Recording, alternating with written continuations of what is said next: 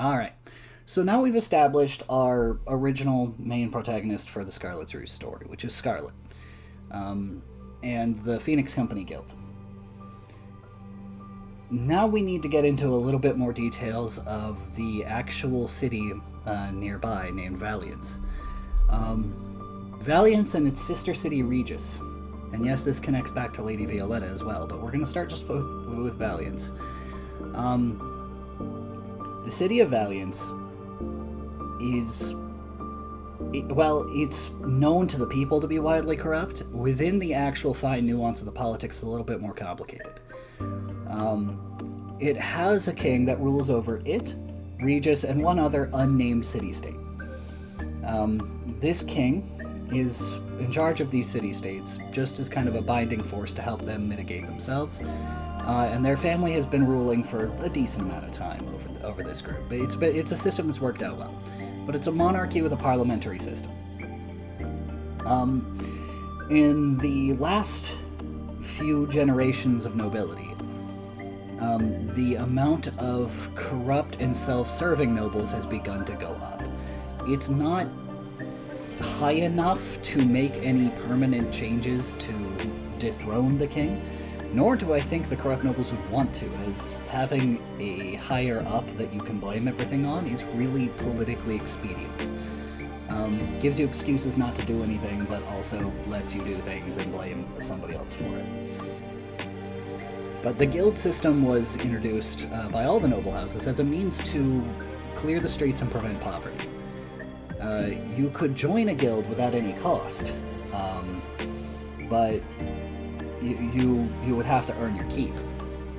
And if you were in massive debt, you could join, and all of your share of the pay would go to your debt, but you would get room and board. You would get fed, you would have a place to stay. And the general idea was that the northern continent was dangerous enough where if you were dead weight, you would either get lost in the wilderness or you would be killed on the job. That's about how dangerous it was. So a desperate measure for desperate people. But there were also those who were warriors, who would step up and want to be a part of these guilds. But wherever there's a system, there will be people there to game it. So the corrupt nobles would form their own private guilds, that they would filter who could and could not be a part of them, and they would engineer ways to have people that they didn't like somehow become indebted to them and be pressed into service into their mercenary guild specifically, where they would then abuse their power and prevent them from ever truly escaping, and debt slavery, effectively. And on top of all that, and the noble houses were decided by those who, even if they don't manifest them, they are related to those who have manifested the paradox gene. So every member of nobility has that genetic data in them. And there was an extra wrinkle put in that about 300 years before this. Namely that, you notice how I mentioned before that the Beastkin settled on the eastern continent?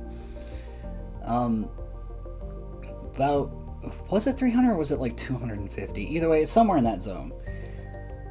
There were members of the Beastkin that wanted to explore beyond just the eastern continent, as they had been locked into, this is a separate bit of history for a different section, but the Beastkin on the eastern continent had a weird, uneasy peace with the other cultures there, the natives of the eastern continent.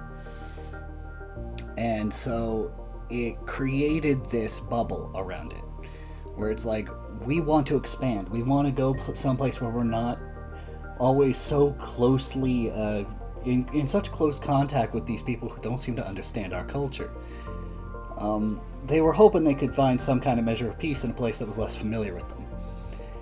So the Beastkin would end up leaving the eastern continent on two separate occasions for two different reasons throughout the history of this timeline.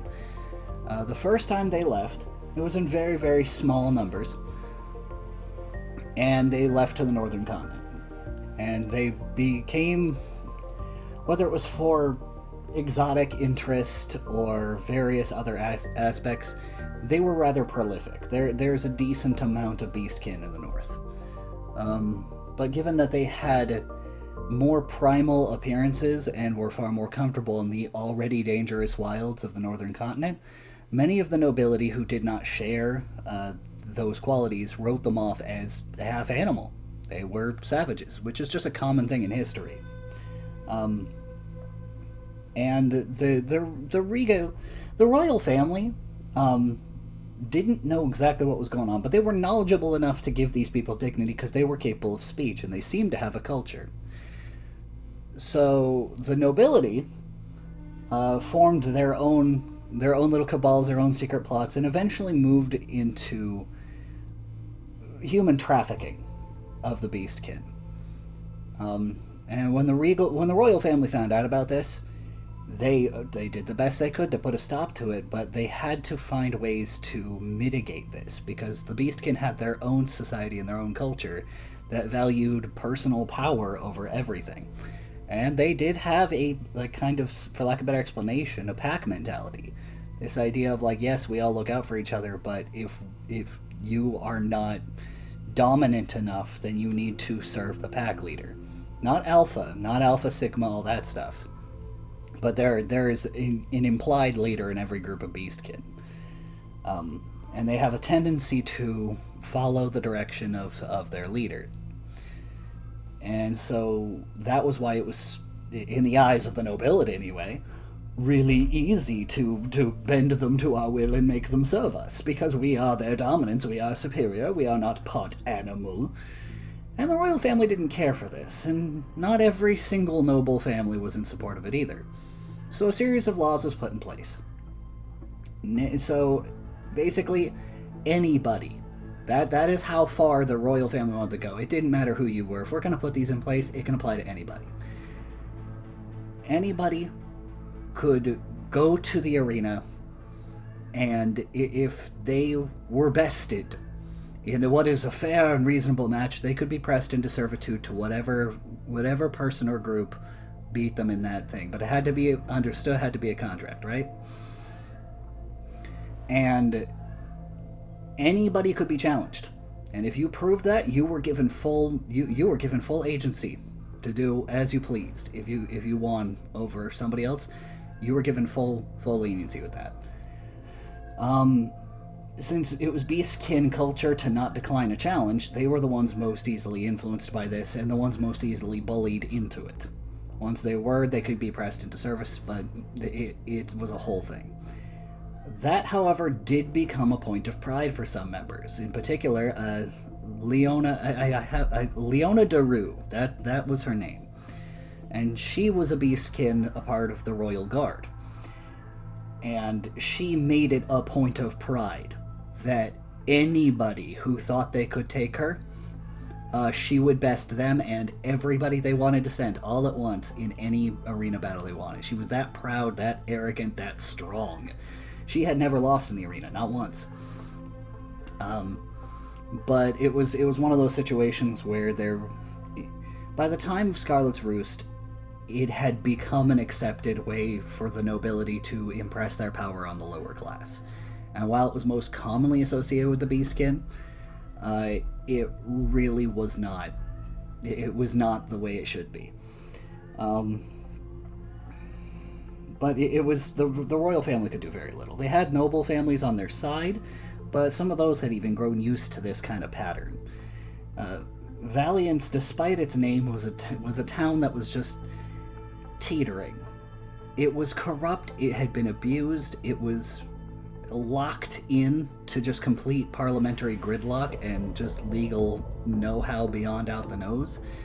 And the nobility didn't really care what the king wanted, because they could do as they wanted. And if the king did too much, the nobility would be able to do, the nobility would respond in kind and ruin everything he's trying to do. So he wanted to do a delicate touch.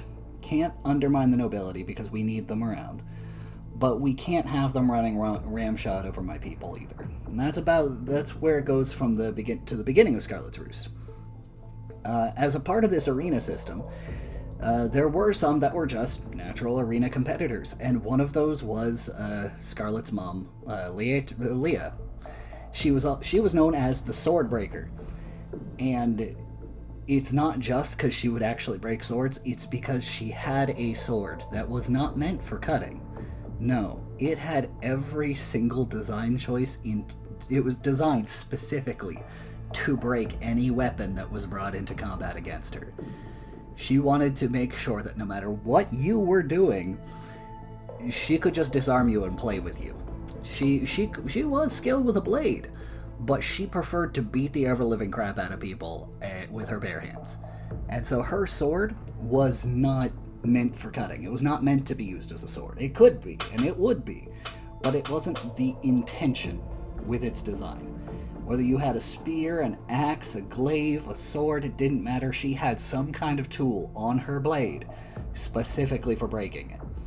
And it was a point of pride for her that no weapon that had ever been brought against her had survived the experience. Didn't matter how fancy your sword was, didn't matter how neat and cool and whatever the frick it did, she was going to break it. And it didn't matter what your paradox gene was, she was going to break it. So that was what was going on with that. Up to the course of Scarlett's Roost, Lady Violetta was starting to realize the corruption that the paradox gene started using. That people were using things like the arena system or other methods of abusing their paradox genes to not only form a class system based around it, but entirely missing, that where there's similarities. The fact that beastkins were being treated as less than human when it was still a paradox gene that was making them look this way and act this way. It was the same problem. It was the same genetics, really. All of it made it clear to her that she hadn't been doing her job. That as soon as she brought runic networks here, her job expanded, and she needed to make sure that runic networks weren't being abused. So, with her knowledge of lightning runes and her ability to influence people, she approached the city-state of Regis, and she asked them to be discreet once they did so. But she explained her situation. She explained that she'd been around for hundreds of years, and that she was going to help eliminate this class system. And she showed off her various officers and showed off what she could do. She was capable, because of her knowledge, she was able to rip the paradox gene out of people. Doing so would leave them with white hair, white as snow, from the shock of it all. Like, literally the body goes into shock so hard it takes the pigment out your hair. And ice blue eyes. Which is just yet more pigment being ripped from your body.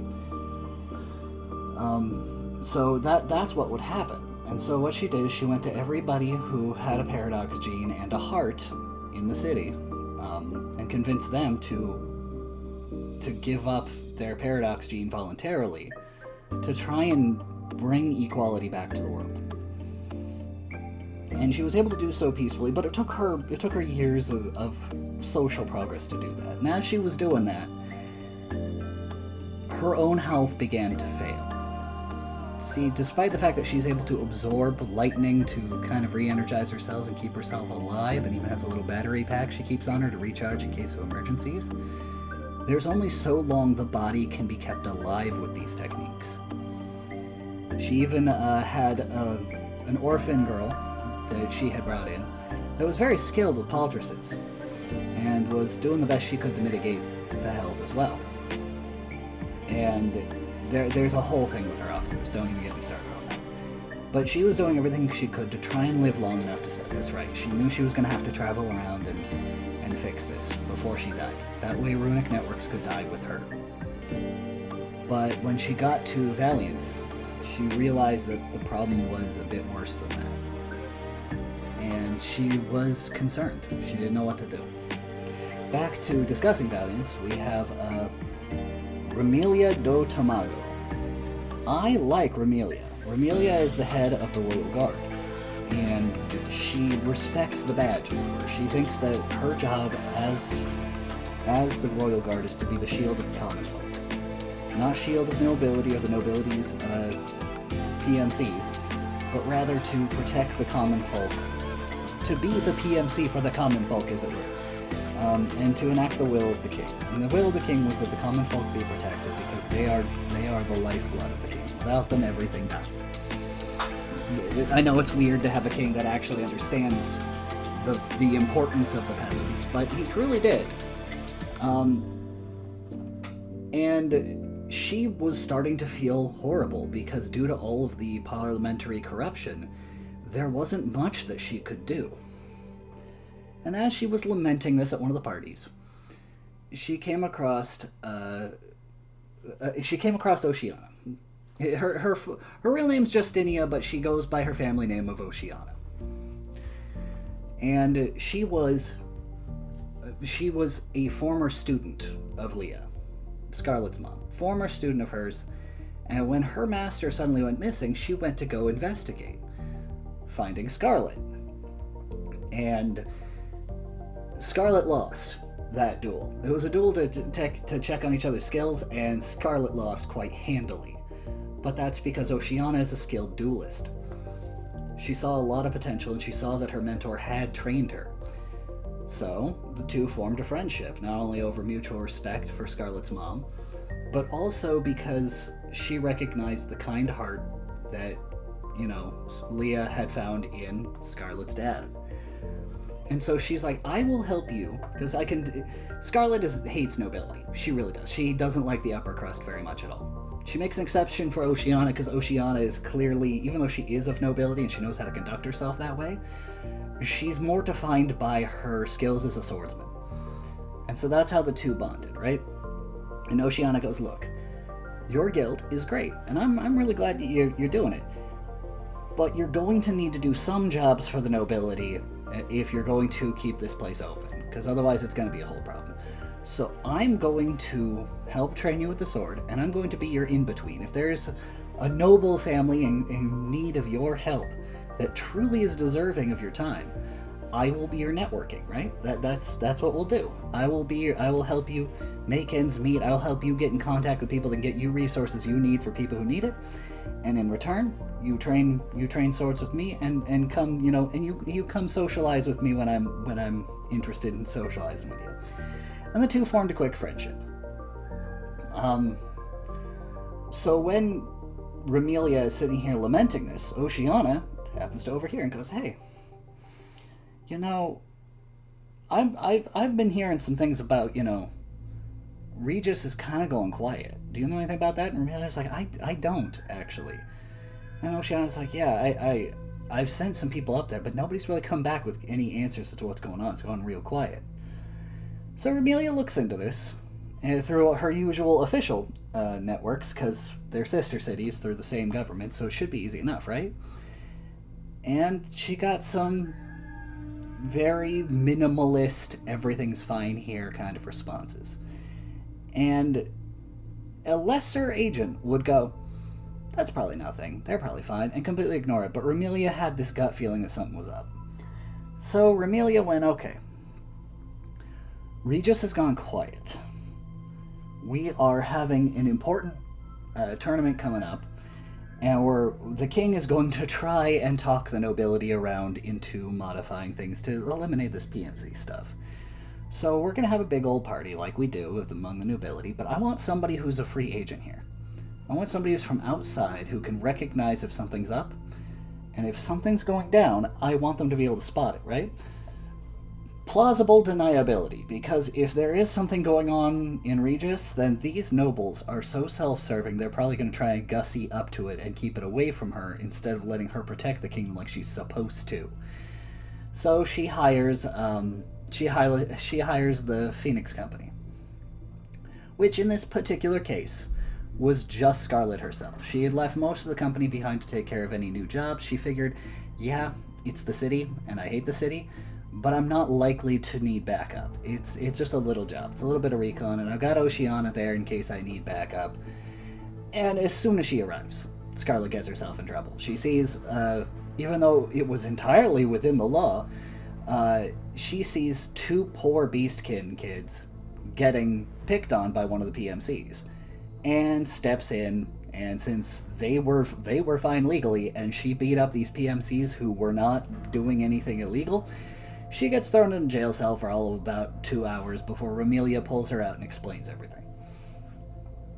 Fast forward to the party. This is where we get our key players here.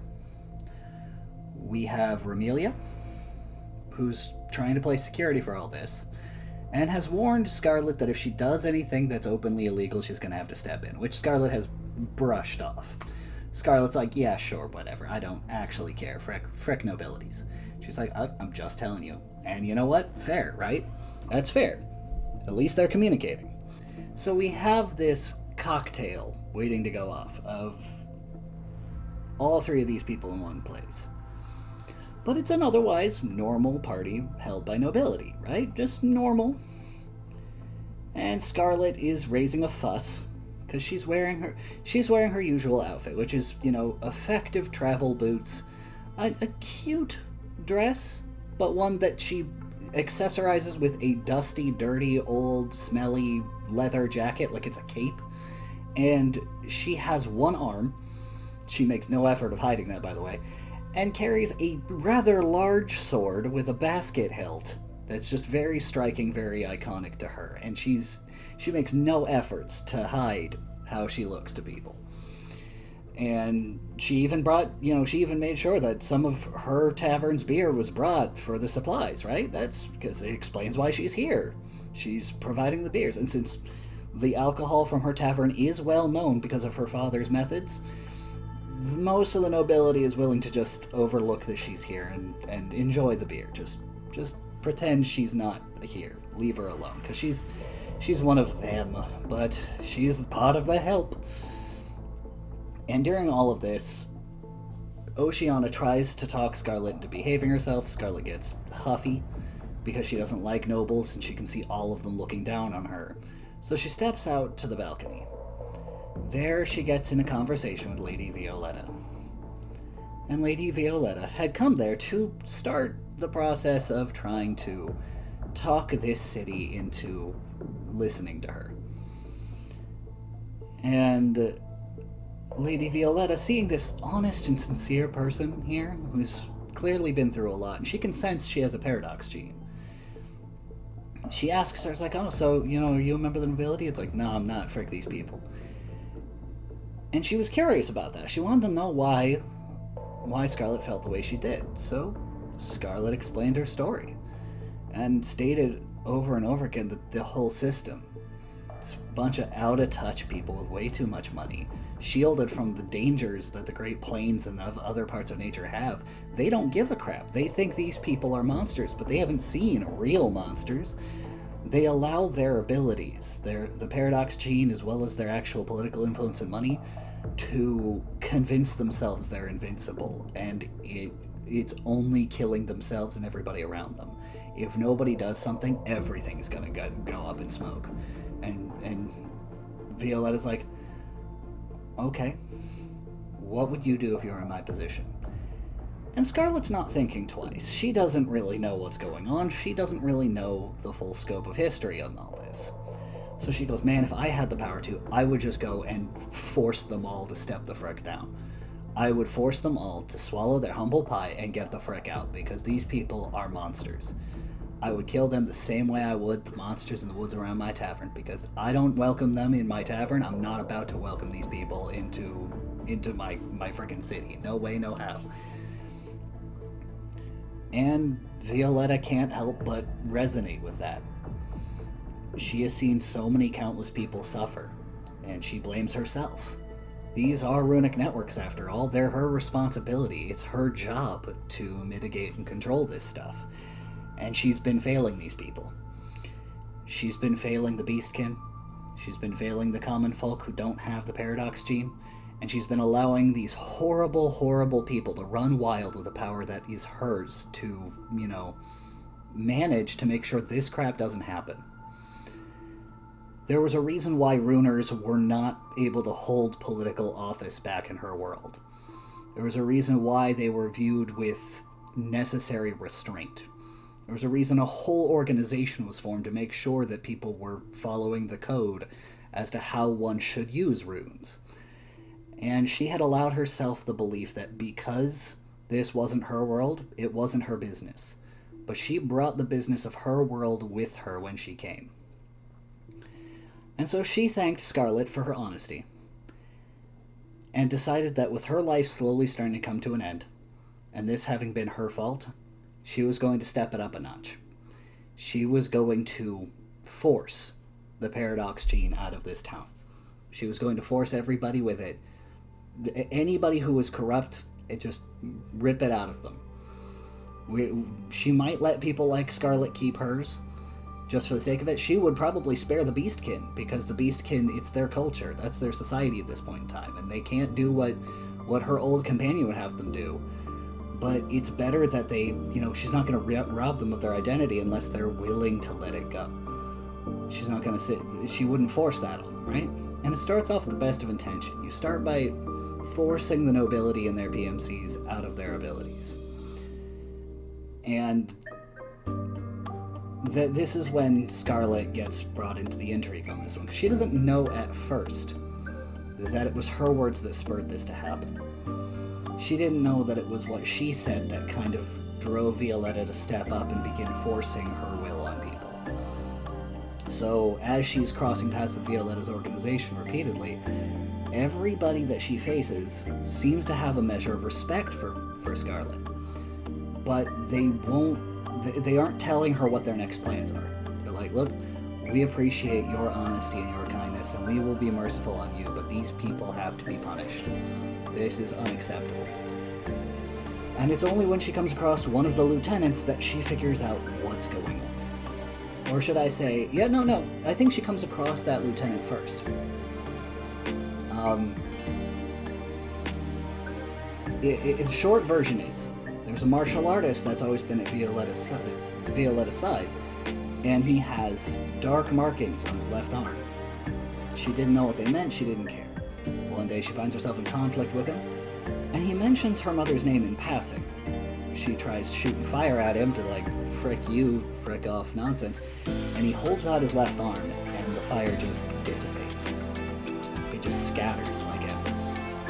And while she's trying to process that, he proceeds to close the distance and beat the ever-living crap out of her. And as she's barely conscious, he goes, I can't believe Leah went this far. We're supposed to be purging the paradox gene, not spreading it. And he puts a hand through her chest. Yeah. She is saved by another martial artist who has gauntlets that have weird markings of their own, but he seems very familiar. It was only when she finally became coherent she realized that this guy looked just like the guy who put a hole in her chest. So she tried fighting him, only for him to completely stop all of her attacks' momentum, completely dead.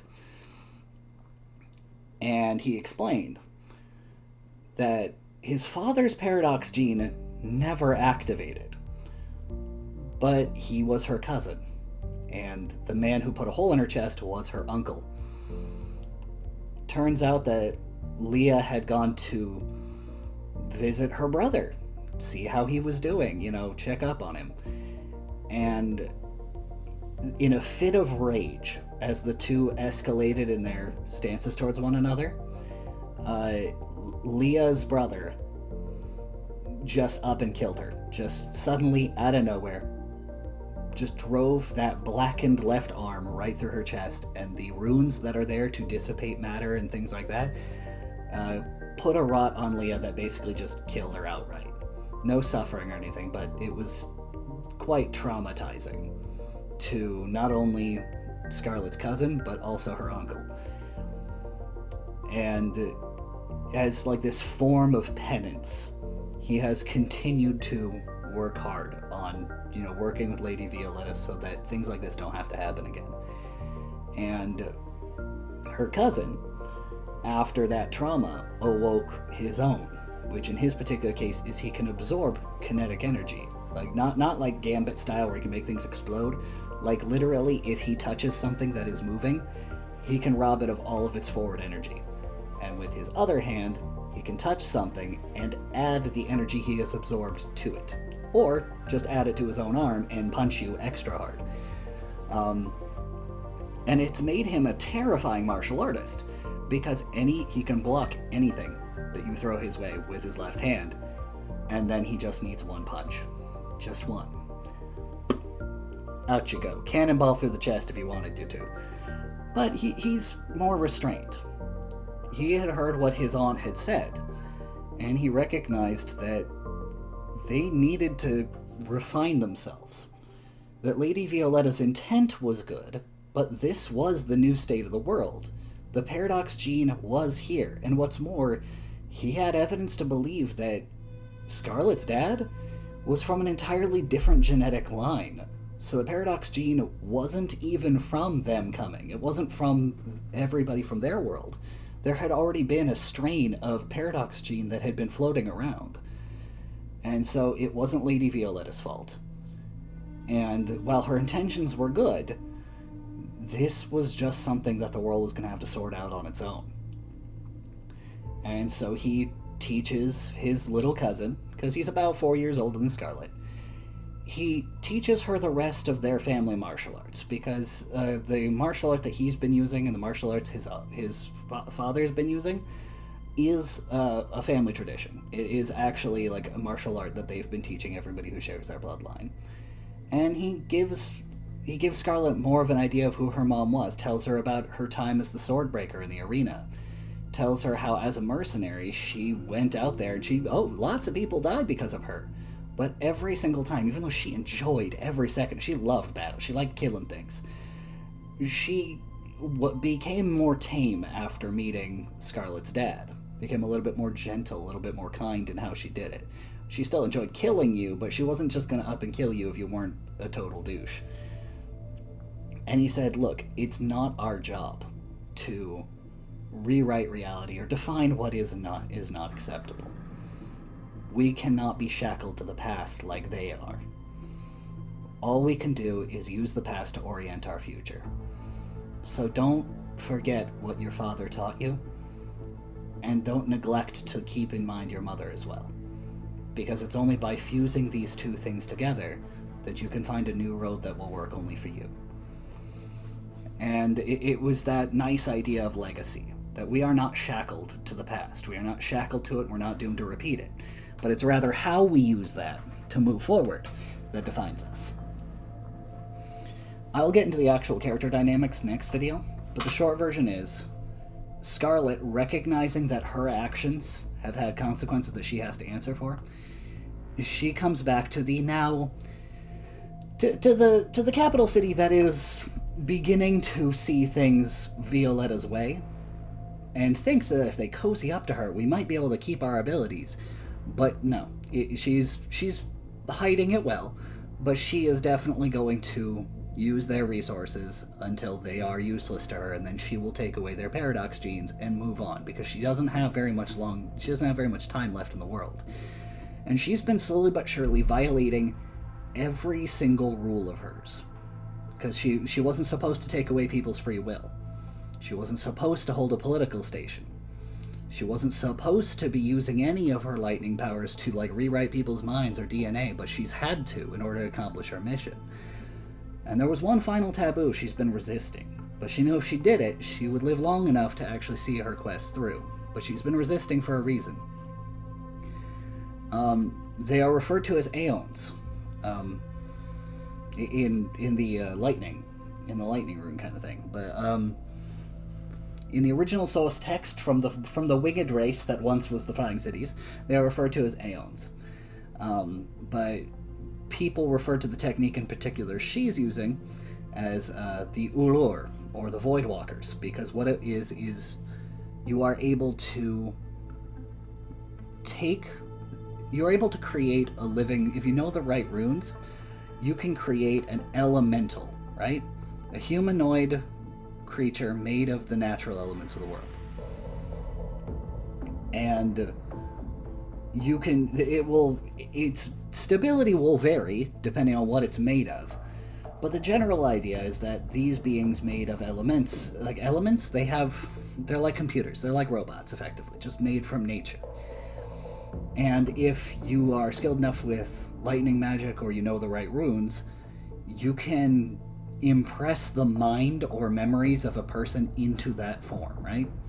So the idea is if she's strong enough, she can make herself a body.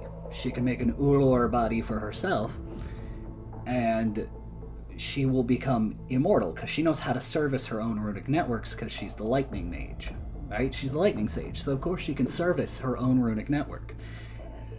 And she can use her knowledge of runic networks and the materials themselves, as well as making adjustments necessary for it to work in this world, to make herself a body that would not decay or age. She'd be able to make herself a form that would live long enough for her to remove the paradox gene from this world, and finally after that she'd get to rest in peace. That was the general idea, right? But she'd been hesitating, because she didn't have that kind of strength left.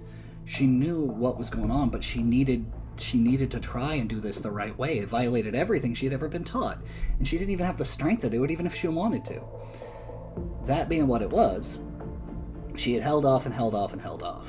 But with Scarlett coming back, the person who inspired her to walk this road in the first place, showing up, inspiring the common folk that this is the new normal and they need to stop trying to seek their petty vengeance on people who had abused their power, but rather instead focus on working together to make a better world. Violetta was finding her resolve tested. This was the woman who inspired her to cross all these lines in the first place. This can't be... She has to be just as bad as everybody else. She's just afraid she's going to lose her power. And Violetta didn't have time for any of this. She only had so much time left before her body completely burnt out and she couldn't keep herself going anymore. But she was losing all ground. Nobody was willing to work with her anymore, and some people who had turned over were even starting to try and talk her in. In fact, it was as she was starting to consider her options that one of the first people who converted straight out said that it was a revenge power trip, that this wasn't for the greater good, that this was, these people hurt me and lots of other people, so I will take away what they value most. And she began to doubt herself. She didn't have the time for doubt. This was for the greater good, no matter what evils she had to cross. So Violetta crossed that final taboo. She hated it, too, because the only way she could get the power she needed was to gather the castle staff and start draining the life force from them to power herself while she carved the necessary runes. And she hated it. She didn't want to do that. It was breaking her heart, and a figure that was like a child to her, that she had adopted and raised, absolutely washed their hands of her too. So it was an extra layer of shame on top of that. Just a body of empty, hollow corpses, just a huge pile of them, stacked up in the main antechamber as she carved runes into the ground to break the final taboo of her vows. Because it was that or she failed, and she would die in shame. When she finally succeeded, when her Aeon was made and she became an Ulur, she had not felt that strong in a very long time. She forgot what true power felt like. And she got a little high on her own supply. She's like, I finally have the strength I need. I can reshape this world for the better. I'm gonna take away all those stupid paradox genes, break their class system, and we will make sure everybody is forced to follow the rules. And Scarlett's uncle tried approaching her, recognizing that she was a little high on her supply and a little, power mad. And when it's like, you don't want to do this. I don't know what you just did, because he hadn't seen the bodies yet, but I can tell something's wrong, and you need a second. And she informed him that it's like, you have done a great many things that you regret, but you knew were for the greater good. I may come to regret my decision, but I know it was for the greater good. So unless you remove your hands from me, I will have to do something unfortunate for the greater good. And it was at that stage that he cooperated with letting her go, but he had made up his mind that this had all been a mistake, that his sister had been right, and that he needed to do something about it. this. So, and I'm glossing over a lot of the character beats in all of this, especially because the next video is going to be me covering the individual character arcs, but this is just the history leading up to the establishment of Scarlet Order. So, Scarlett and Remelia, alongside Oceana and the King, basically got everybody else to evacuate out to the Scarlet's Roost Tavern. They were going to escape the city. And while Violetta was using her new form, her new body to restructure atomically the city through these big electrum walls and all of these fancy, reinforcing the city, making it more secure, making it more glorious, a shining beacon of hope, as she used her abilities to just rewrite things at the atomic level. When she faced off against them, she thought it was amusing. She thought, oh, isn't this adorable? These people think they can honestly fight me. So I'm going to give them the illusion that they can. I'm going to fight them, in air quotes. And that was about the size of it, too. Oceana's cryokinesis didn't help. Scarlett was able to shake her resolve somewhat here and there, but wasn't really able to hurt her in any meaningful way. Even when she landed a blade in there, she just reformed the elements around after she got the blade out and went, see, you can't even kill me if you tried. And Remelia got massively injured, but she was doing so to shield the king and shield Scarlett, as her job as one of the royal knights. And what eventually brought Violetta down was Scarlett's uncle walking up like he was an ally, right? Walking up like he was going to back her up and finish her job. And she's like, oh, don't worry about it, I got it. And then jamming his arm through her. And she dissipated.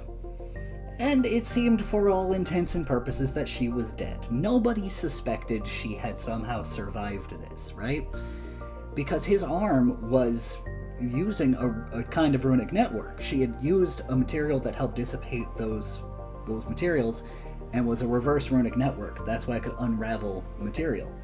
But it's been slowly killing him because it's been unraveling his DNA in his arm and killing him. So he ends up dying from the last of the exertion and being point blank with an elemental exploded. But he was glad he got to meet his niece, and he's glad that his son, he's glad that his son was right and that he gets to see his sister again. Fast forward about 2 years. Remelia has a little bit more sway now, because after the scare that was Violetta, and a lot of them were, literally crippled from having their paradox genes just ripped clean out of them, the nobility's a little bit more cooperative. They understand what had gone wrong to a degree, and the potential repercussions of abusing their power. So they were a little bit more cooperative, and the Royal Guard was able to do their job again. The PMCs had also pretty much abandoned the nobility, because that is what they like. Do you know how many of the nobility turned on the PMC? Just because, oh, you guys all have paradox genes, I'll feed them to Violetta and she'll leave me alone. So they had lost their PMCs, they had lost their influence, and the king was able to step back up in lieu of this with the support of the people, and kind of put the parliament back where it needed to be in the power structure. And they went to a proper monarchical structure, right? Eventually, over centuries, the nobility would fade away and be replaced with just, lobbyists and tech savants, but the monarchy would stay. Because the monarchy had always been looking out for the good of the people up to that point. So it left a really strong impression that the monarchy had best interests of man in their heart. And especially with the information they were able to gain from Violetta's leftover equipment, provided by one of her surviving lieutenants, it was a lot easier for the monarchy to think ahead and provide a necessary structure to keep it balanced so it could never be abused. Scarlett was labeled as a hero, and while the Phoenix Company Guild was still around, and she still participated with that, she realized that there was a need for folk heroes. To keep the true history behind the scenes alive, while still giving people, like, for lack of a better explanation, a very improved guild. One that was not similar to what she always wanted. It was free of... the law could not enforce anything on the Scarlet Order. It was an independent thing. It was free of all politics. They held no political power or station. They were a guild that was outside the law. And they would train up the next generation of folk heroes and keep the history alive. And it was this idea that, like, folk heroes are necessary. Folk heroes ignite the fires of the people. And this we're deviating a little bit into the character dynamics, but she and Oceana had an ongoing conversation, which is that nobility's job is not to tell the people what to do. The job of nobility is to take the wishes of the people and help make it to happen. Whereas the folk heroes are there to ignite the fires of the people and encourage them to do something. And that was Leah's intention too. That was Leah's impression with the mercenary groups, is that they had to operate the way they did because it wasn't their job to run the nation, but the jobs they did were the needs of the people. And so a folk hero is somebody who embodies the essence of what's going on in the emotions of the culture at large. The culture doesn't get behind a folk hero that they don't relate to. And so the Scarlet Order was formed, where Scarlett would help with a few others that had paradox genes and things like that. She would form an organization that would be free from all ability to have political influence and power, but got to operate outside the law, and they would police their own. And the idea was, if you train the next generation of heroes and tell them, what the consequences of history are, the lives that were lost, the complex history of it all, then they could make informed decisions. Because one way or the other, these kids were going to grow up to be people who changed the world. But if they did so in ignorance, they might repeat the patterns of old. It's better that you have a place where they can learn history and find out what they want their place in it to be. And that was her intention. And thus the Scarlet Order was established. The next one will be the character dynamics of it all, but that's the initial thing. So we have... The only thing I haven't wrapped up is I mentioned that she was dissipated, but she wasn't dead. That's right, Lady Violetta is dead. Lady Violetta died when the Ulur was made. What was followed was a replica of herself she made out of the elements to carry out her will, to save the world by removing the paradox gene. But it got really fricked up and damaged. See, the original version had all of her memories perfected. It was a good replica of her because she knew exactly what she was doing. But after you've had a runic network jammed into when you are made of a runic network, and then it gets heavily damaged, your personality changes, your memories change. This is exactly why you had to be careful what you made those elementals out of. Because over time, the runic network could be damaged or distorted, and they would lose their mind and go berserk. And that just happened at an accelerated rate right there on that day. And so while this lightning elemental, which is the other angle of the taboo crossing, by the way, you really shouldn't make an elemental out of lightning. It's highly unstable. She was using rocks to try and, grant it some stability, but that got thrown out when the runic network got blown up.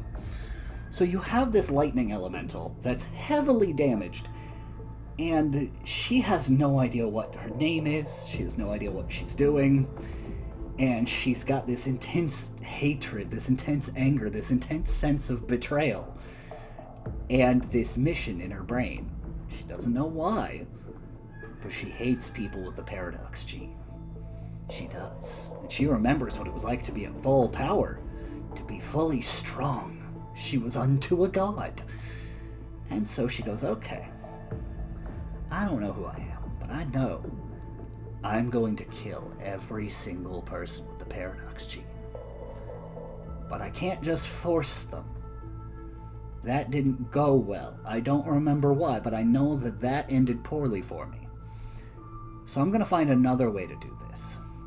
I'm going to watch, and I'm going to figure out how to get my memories back. I'm going to figure out how my powers work again.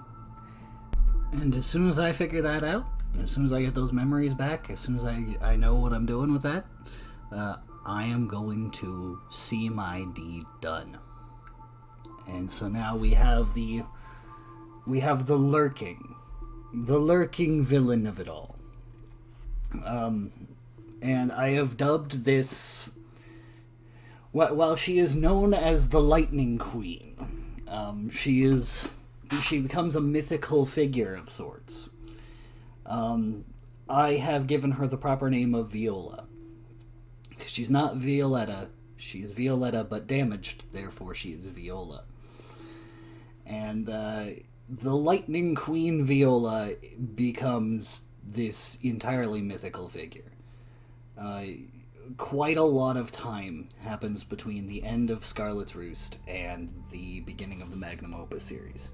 So we'll do some character breakdowns because they are important for some of the arcs during the follow-up series. But that's the important overviews of the main plot line of Scarlett's Roost. We're gonna have to do some character breakdowns in the next one, but that is the general plot that leads into the 4-volume series that changed all of Eden Perpetua. So that we'll get into the characters next video, and then we will get into the 4 volumes, which will involve their own character breakdowns as we go. But that was the general idea, and it wouldn't be 4-volume novellas like I was doing with Siegfried Saga. It would be full-blown novels. They would be ludicrous amounts of words. Maybe the very first one would be a novella, maybe a bit longer, but it would be still proper novels. Because I think it's fair and reasonable when you're writing a series that the very first one is probably going to be the shortest. It's like the reverse of a video game. In video games, you kind of have to have the first one be the longest, most plotting one, so it can build the world building and then kind of accelerate towards the end. With books, in order to make something feel like it's moving faster, you have to have more things happening in it. In order for something to feel like it's slow and taking its time, you've got to keep it pretty short and sparse. But that's the overview of that. I'll see you guys in the next video for the character breakdowns of just the whole cast and what it meant over the course of Scarlett's